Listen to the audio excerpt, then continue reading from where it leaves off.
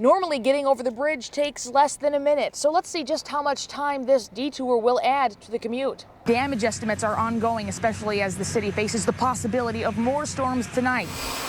And using these video goggles, you can actually see what the UAV's GoPro camera is seeing in real time. The judge today says his crime rises to a level of, quote, evil and depravity that is hard to even imagine. Drivers say during morning and afternoon rush hour, vehicles can be backed up nearly a mile. I'm going to step out of the frame here for a second. I just want you to take a look at the sky.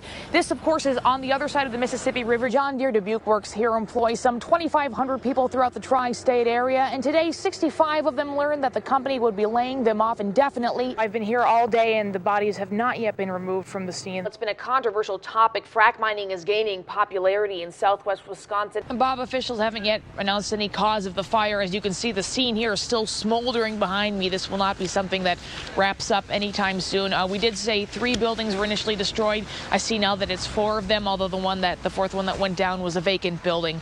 There was a lot of loss today, certainly. Loss of property, loss of homes, loss of businesses.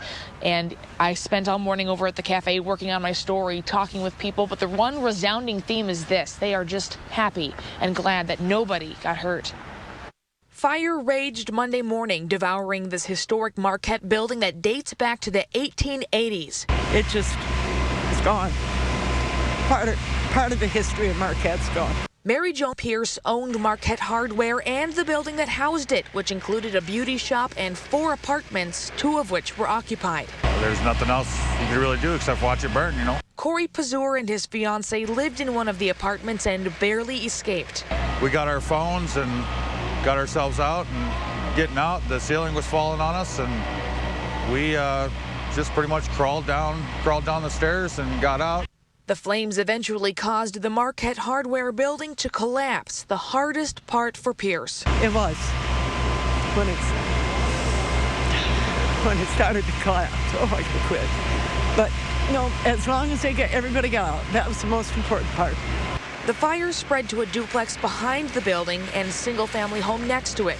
Both were reduced to rubble. Until you witness something like this, you have no idea just, how fast it can really go. Jill Jennings shot this video and lived just down the street. She watched as the heat from the flames melted the siding on buildings across the street. I really thought the whole block was going to go down. As it was, half the block went down. Neighbors pitched in with coffee and hot cocoa, for while fire destroys, it takes a community to recover.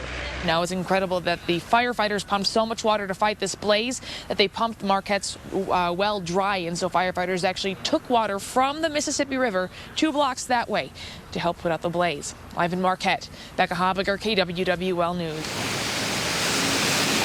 This was the scene Monday evening as severe storms swept through Dubuque and Jackson counties, leaving all kinds of damage and debris in their wake. Strong, swirling winds at Spring Valley Mobile Home Park ripped roofing off 3 mobile homes and damaged around 50 of the park's trees. Half of that one there and one from the back. Don Thompson says he's always wanted a skylight in his home. Didn't want one this big and this fast. Thompson was watching TV in his mobile home when strong winds during a storm ripped part of the roof off his trailer. I started hearing this howling noise and the trailer started rocking, and it's the worst storm I've ever been in, and I got a little nervous. Thompson didn't know part of his roof had come off, but his next-door neighbor Dave Lang saw the whole thing happen.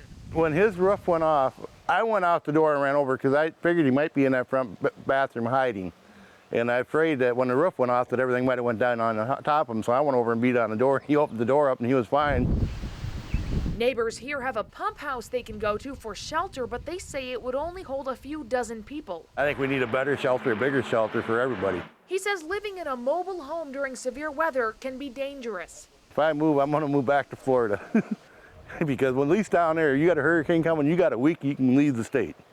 Here, tornado snap just like that, and that's it. Despite the damage, the good news here is that nobody was hurt. We've got you covered in Dubuque County. Becca Habegger, KWWL News.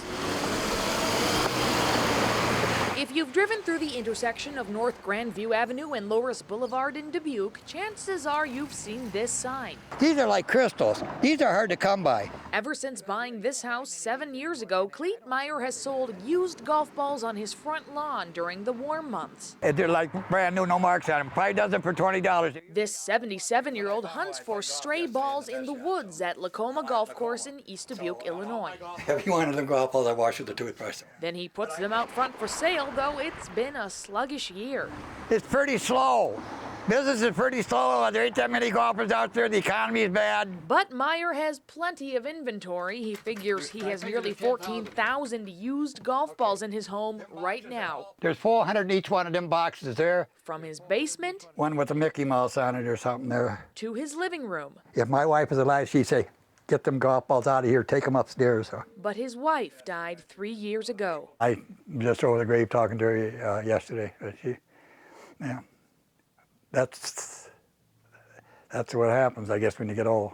As Meyer knows all too well, he beat cancer twice. I just need a few balls. What kind you want? But age isn't keeping this businessman from operating his used golf ball emporium. You pick out what you want. Just for you. Customers get a deal on golf balls. I can come here 10 times for dozens for what I could go buy one for. 1 dozen at the store. And Meyer gets extra money for when he goes golfing or to the casino. In Dubuque, Becca Habegger, It's my hobby. KWWL News.